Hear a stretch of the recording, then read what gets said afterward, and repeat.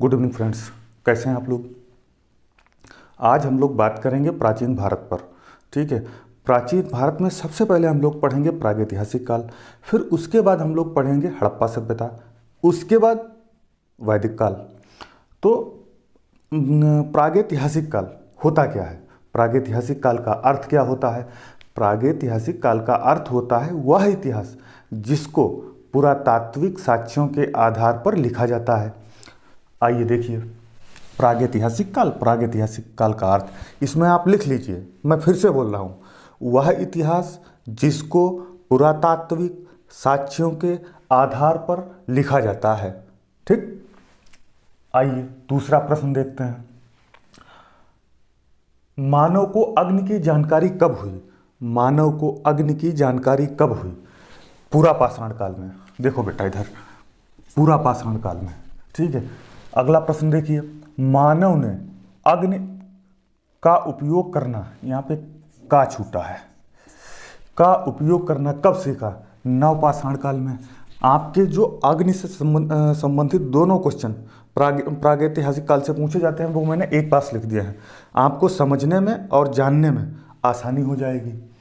फिर अगला देखिए, वेलन घाटी से प्राप्त औजार किस काल से संबंधित है। पूरा पाषाण काल से। फिर देखिए, भीमबेटका का संबंध है एक प्रागैतिहासिक स्थल जहां से लिखित साक्ष्य प्राप्त हुए। एक प्रागैतिहासिक स्थल जहां से लिखित साक्ष्य प्राप्त हुए। अगला देखिए, पशुपालन संबंधित है मध्यपाषाण काल से। मानव द्वारा पाला गया पहला पालतू पशु सबको पता होगा, नहीं पता है तो जान लीजिए, कुत्ता। मानव द्वारा उपयोग में लाई गई पहली फसल गेहूं, और गेहूं पहली फसल हो गई। दूसरी बेटा क्या है, जौ। तीसरी कपास, इसको भी लिख लीजिए। फिर मानव द्वारा उपयोग की गई पहली धातु तांबा। कृषि का प्रथम उदाहरण कहाँ से मिलता है। कृषि का प्रथम उदाहरण कहाँ से मिलता है, मेहरगढ़ से, नवपाषाण काल में। फिर अगला देखिए, कोलडिहवा का संबंध किससे है। चावल के प्राचीनतम साक्ष्य से। चावल के प्राचीनतम साक्ष्य से। अगला देखिए, कपास का प्राचीनतम साक्ष्य कहाँ से मिला, मेहरगढ़ से। गणेश पूजा का साक्ष्य कहाँ से मिला, दायमाबाद से। इतनी बात आई समझ में। यदि आपकी इतनी बात समझ में आई है, आगे हम चलते हैं। इसके बाद हम क्या पढ़ेंगे, जैसा मैंने आपको स्टार्टिंग में बताया था, ये आपका प्रागैतिहासिक काल हो गया। आई बात समझ में। इसके बाद हम लोग पढ़ेंगे हड़प्पा सभ्यता। हड़प्पा सभ्यता के बारे में जानेंगे। और जैसे चाहे हम प्राचीन भारत पढ़ें, चाहे मध्य भारत पढ़ें, और चाहे आधुनिक भारत पढ़ें, आपका पढ़ने का एक फॉर्मेट होना चाहिए। ठीक है, पढ़ने का एक फॉर्मेट होना चाहिए। आप उस फॉर्मेट में पढ़िए, चीज़ें आपकी क्लियर होती चली जाएंगी। ये नहीं कि आपने स्टार्टिंग में पढ़ लिए, 10 क्वेश्चन निकाल लिए, फिर आपने 3 चैप्टर छोड़ के उसके आगे का जो है उससे 10 क्वेश्चन निकालिए। नहीं, ऐसा नहीं, क्रम से पढ़िए और चीज़ों को समझते हुए चलिए। ठीक है, अब बात करेंगे हड़प्पा सभ्यता के बारे में। हड़प्पा सभ्यता आपको लिख लेना है। ठीक है, आप हेडिंग डालिए हड़प्पा, आपको लिखना है, मैं बोल रहा हूँ, आपको लिखते चले जाना है। हेडिंग डालिए हड़प्पा सभ्यता। मैंने समझ लिया कि आपने हेडिंग डाल ली है, अब मैं बोल रहा हूँ। लिखिए, हड़प्पा पाकिस्तान के पंजाब प्रांत के मांटगोमरी जिले में रावी नदी के बाएं तट पर स्थित है। फिर से देख लीजिए, हड़प्पा पाकिस्तान के पंजाब प्रांत के मांटगोमरी जिले में रावी नदी के बाएं तट पर स्थित है। इसकी खोज 1921 में दयाराम साहनी ने की थी। लिख लिया ना आपने इतना। अब इसमें लिखिए नोट। लिख लिया आपने नोट? ठीक, नोट में लिखिए, यह दूसरा सबसे बड़ा नगर था। यह दूसरा सबसे बड़ा नगर था। अगला पॉइंट लिखिए, हड़प्पा सभ्यता से ही मूर्ति पूजा की शुरुआत हुई। ठीक, अब आपको हेडिंग डालना है मोहनजोदड़ो। आपको हेडिंग डालना है मोहनजोदड़ो। मैं बोल रहा हूं, मोहनजोदड़ो में लिखना है, यह पाकिस्तान के सिंध प्रांत के लरकाना जिले में सिंध नदी के दाहिने तट पर स्थित है। लिख लिया? या इसकी खोज 1922 में राखाल दास बनर्जी ने की थी। अब आप लिखिए नोट। नोट में लिखिए, यह पहला सबसे बड़ा नगर है। लिख लिया? दूसरा नोट में दूसरा पॉइंट लिखिए, हड़प्पा और मोहनजोदड़ो को सिंधु सभ्यता की जुड़वा राजधानियां कहा जाता है। लिख लिया आपने इतना? आइए इधर देखिए, मैंने एक टेबल बनाई हुई है। इसमें क्या लिखा है? हड़प्पा से मिले सच, मोहनजोदड़ो से मिले सच। आई बात समझ में? इसमें मैंने 6 बिंदु इधर बनाए हैं, 6 बिंदु इधर बनाए हैं। हड़प्पा से क्या मिला है उसको इधर दर्शाया गया है, मोहनजोदड़ो से क्या साक्ष्य मिले हैं उसको इधर दर्शाया गया। आइए क्रमवार देख लेते हैं। पहला साक्ष्य श्रमिक आवास, दूसरा साक्ष्य उर्वरता की देवी, तीसरा कब्रिस्तान, चौथा इक्का गाड़ी। मालूम क्या, जो हड़प्पा सभ्यता थी उस समय, अगर ये मतलब जलाने की प्रथा नहीं थी, उस समय मनुष्यों को दफनाया जाता था। ठीक है, और जहाँ दफनाया जाता है उसको कब्रिस्तान बोलते हैं। 4 नंबर इक्का गाड़ी, 5 अनाज कूटने के साक्ष्य, 6 वृत्ताकार चबूतरे, अनाज कूटने के वृत्ताकार चबूतरे मिले। आई बात समझ में? इसको समझिए, ईंटों के नाप का अनुपात, जो ईंटें उस समय बनती थी उसके नाप का अनुपात क्या होता था बेटा? 1:2:4। भूलना नहीं है, इसको याद रखना है। ठीक है। मोहनजोदड़ो से क्या साक्ष्य मिले? अन्नागार, स्नानागार। स्नानागार क्या होता था मालूम? विशाल जलाशय।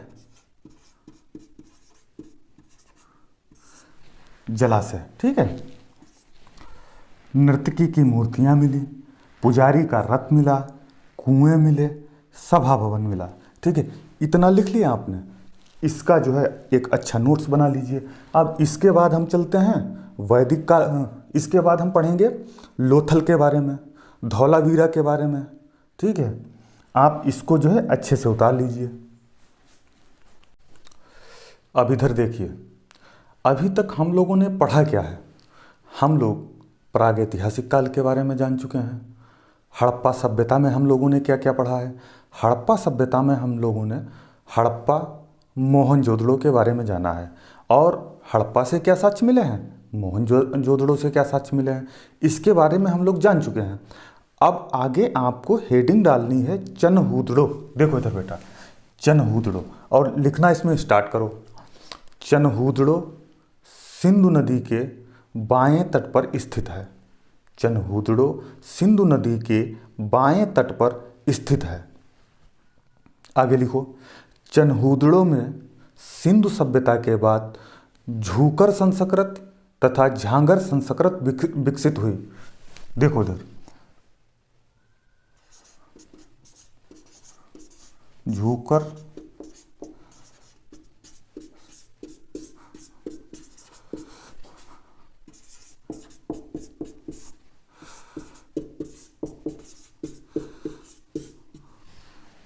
पॉइंट मैंने बोला था, चनहूदड़ों में सिंधु सभ्यता के बाद झूकर संस्कृत तथा झाकर संस्कृत विकसित हुई। अब आपको इधर साइड में डालना है साक्ष्य। अब इसमें नंबर 1 में लिखना है, यहाँ से मनका बनाने का कारखाना मिला। यहाँ से मनका बनाने का कारखाना मिला। नंबर 2, एक मुद्रा पर 3 घड़ियाल, एक मुद्रा पर 3 घड़ियाल 2 मछलियां अंकित थीं। लिख लिया। तीसरा पॉइंट लिखिए, यहाँ से ईंटों पर बिल्ली का पीछा करते हुए कुत्ते के पंजे के निशान मिले। 4 नंबर डालिए। लिखिए, यहाँ से वक्राकार ईंटें मिली। 5 नंबर डालिए। यहाँ से पकी हुई ईंटों के पाइप नुमा साक्ष्य मिले। 6 डालिए। लिपस्टिक लिखिए, इसमें लिपस्टिक, कागज, कंघा, उस्तरा। ठीक है, अब इतना लिख लिया आपने। अब इसके बाद आपको हेडिंग डालनी है लोथल।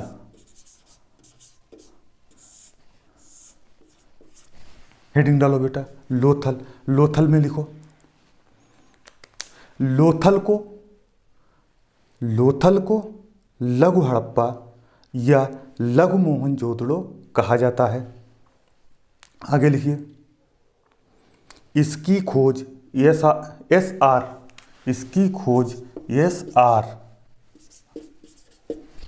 राव ने की थी। लोथल गुजरात में या गुजरात के अहमदाबाद जिले में भोगवा नदी के किनारे स्थित है। लिखा इतना।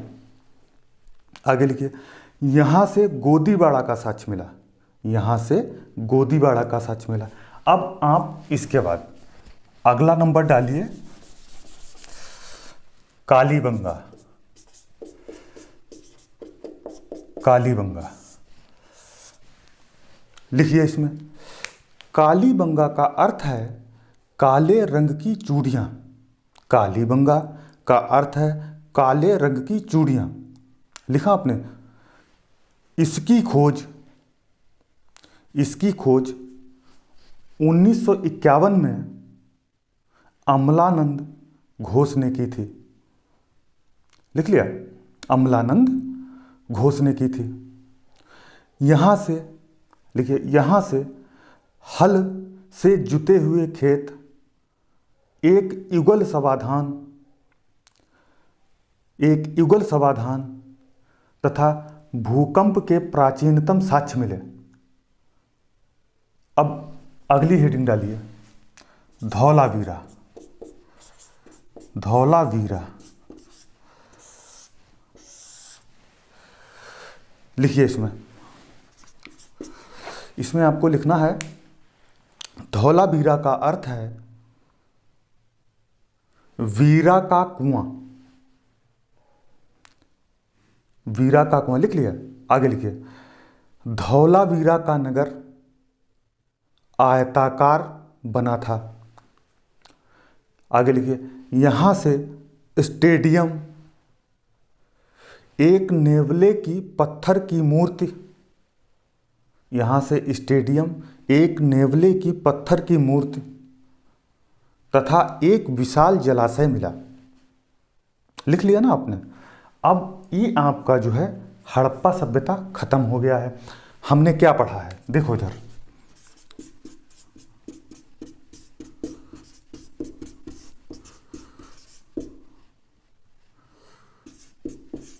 प्रागैतिहासिक काल पढ़ा है, उसके बाद